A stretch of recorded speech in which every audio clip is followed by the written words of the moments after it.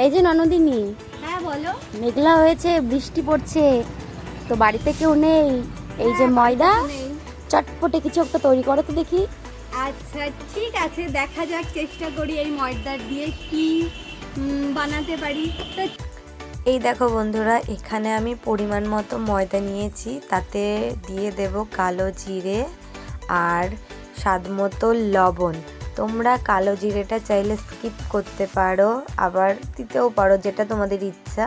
পরিমাণ মতো লবণ দিয়ে আর সামান্য পরিমাণ সাদা তেল মিশিয়ে সুন্দর করে একটা ডো তৈরি করতে হবে এই স্ন্যাক্সটা তৈরি করার জন্য। সাদা তেলটা দিয়ে একটু ভালো করে মেখে নিচ্ছি। সাদা তেলটা যত সুন্দর ময়দার ভেতরে মেশানো হবে, তোমার স্ন্যাক্সটা তত কুড়মুড়ে টাইপের একটা হবে। তারপরে এই যে আমি অল্প অল্প করে জল মিশিয়ে ডোটা মাখছি। তোমরা একবারে জল দেবে না, অল্প অল্প করেই দেবে, তাহলে তুমি বুঝতে পারবে ময়দাতে কতটা পরিমাণ জলের প্রয়োজন। না হলে নরম হয়ে গেলে আবার এক্সট্রা করে ময়দা মেশাতে হবে। আর আমার ভিডিওটা ভালো লাগলে অবশ্যই লাইক কমেন্ট শেয়ার করতে ভুলো না বন্ধুরা। এখানে আমি অল্প পরিমাণ জল দিয়ে ডোটা সুন্দর করে মেখে নিচ্ছি। আর আমার এইদিকে ডোটা তৈরিও হয়ে গেছে। দেখো, বেশি একটা শক্ত করিনি, নরমই আছে, আবার বেশি নরমও না, পরিমাণ মতো। তোমাদের বেশি নরম করে ফেললে বেলে নিতে খুবই সমস্যা হবে। আর তোমাদের সাথে কথা বলতে বলতে আমি একটা অঘটন ঘটিয়ে ফেলেছি। আলু সিদ্ধ করতে বসিয়েছিলাম, যেটা আমি বুঝতে পারিনি, সেটা হলো পুড়ে গেছে, নষ্ট হয়ে গেছে। আমাকে আবার আলু সিদ্ধ বসাতে হবে। আলু সিদ্ধ বসিয়ে আবার তোমাদের সাথে দেখা হচ্ছে।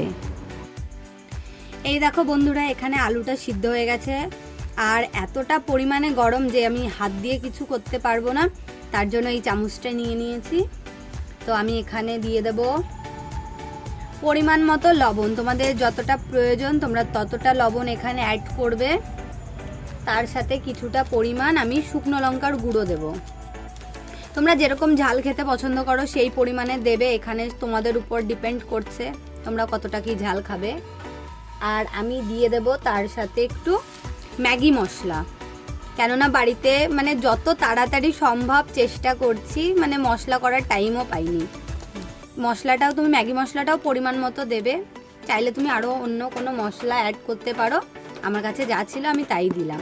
এবার এটাকে করব মিক্স। আগেই বললাম প্রচণ্ড পরিমাণে গরম, হাত দেওয়ার উপায় নেই, তার জন্য চামচটা ব্যবহার করা। আর তোমাদের আলুটা যদি গরম না থাকে তোমরা হাত দিয়েই ম্যাশ করে নেবে। আলুটা আমি সুন্দর করে মেখে নিই, তারপরে আবার তোমাদের সাথে দেখা হচ্ছে। এই দেখো বন্ধুরা, এখানে আমি 3টি রুটির মতো গোলা তৈরি করে নিয়েছি ডো। তো এই 3টেকে সুন্দর করে বেলতে হবে। এই দেখো, এরকম করে, বেশি মোটাও না বেশি পাতলাও না, এইভাবে বেলে নেবে।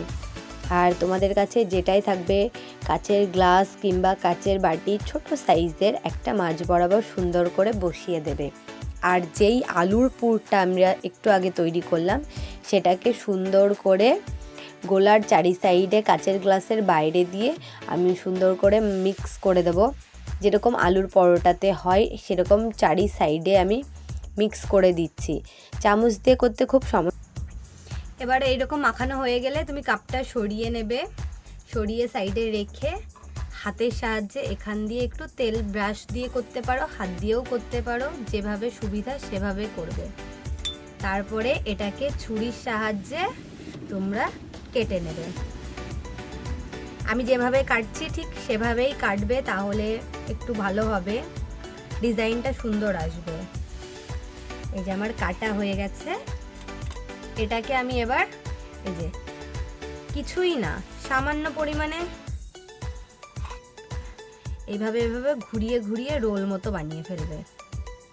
তো দেখো কি সুন্দর হয়েছে দেখতে, কতটা ইউনিক লাগছে। এখন এটাকে ভাজার পালা। এই দেখো, সবগুলো আমি একে একে তৈরি করে নিয়েছি। কি সুন্দর লাগছে দেখতে, মনে হচ্ছে মানে কাঁচাই খেয়ে নেব, এমন টেস্টি। এখনই দেখে মনে হচ্ছে ভাজার পর কেমন হবে সেটা মানে কি বলবো, কিছু বলার ভাষা নেই। তারপরে একে একে আমি সব স্ন্যাক্সগুলো ছেড়ে দিচ্ছি। এটার নাম কি আমি নিজেও জানি না। তোমরা একটা এই স্ন্যাক্সটার সুন্দর একটা নাম দাও আর কমেন্ট বক্সে নামটা আমাকে জানিও, কেমন কি নাম দিচ্ছ তোমরা সেটা আমি জানার জন্য খুব উৎসুক। তো একে একে সবগুলো ভেজে নেব। এই দেখো বন্ধুরা ভাজা হয়ে গেছে, এখন বৌদিকে টেস্ট করানোর পালা। এই নাও দেখি বৌদি তোমার কি বলে। স্ন্যাক্স রেডি, এবার খেয়ে বলো কেমন হয়েছে, রিভিউ দাও। হ্যাঁ, খেয়ে রিভিউ দাও কেমন হয়েছে।